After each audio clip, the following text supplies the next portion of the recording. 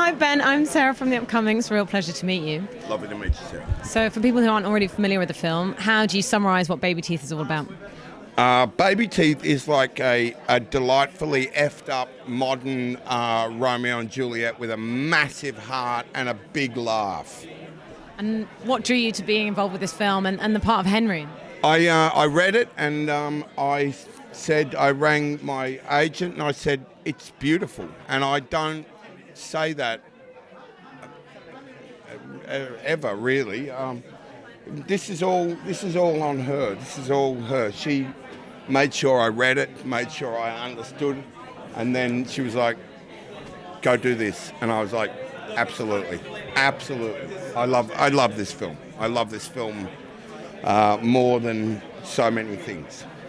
In some respects, it is like a coming-of-age drama, but it's not so conventional either. So, like, how do you think that people are going to maybe categorise this as in terms of genre, or what people are going to take away from it?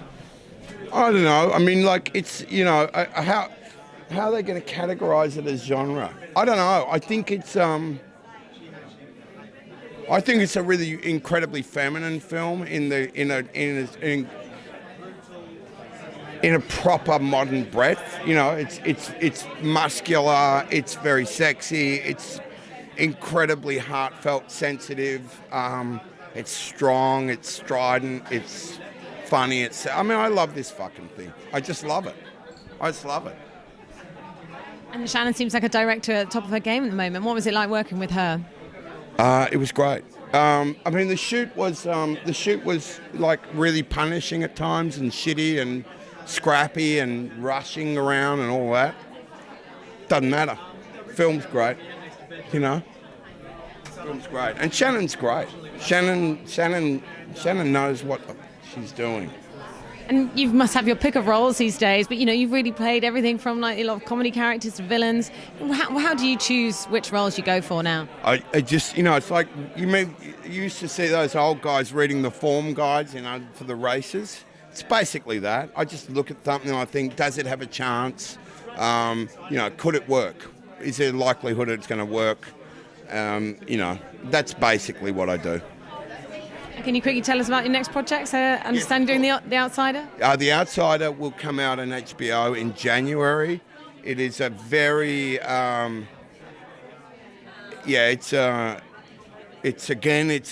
me, it's quite, it's a very straight kind of cop who believes in evidence, as a cop should, as a detective should. He believes in evidence, and that's a tough one with what goes on in The Outsider, and it's an incredibly strong cast. Cynthia Erivo is the indomitable Holly Gibney.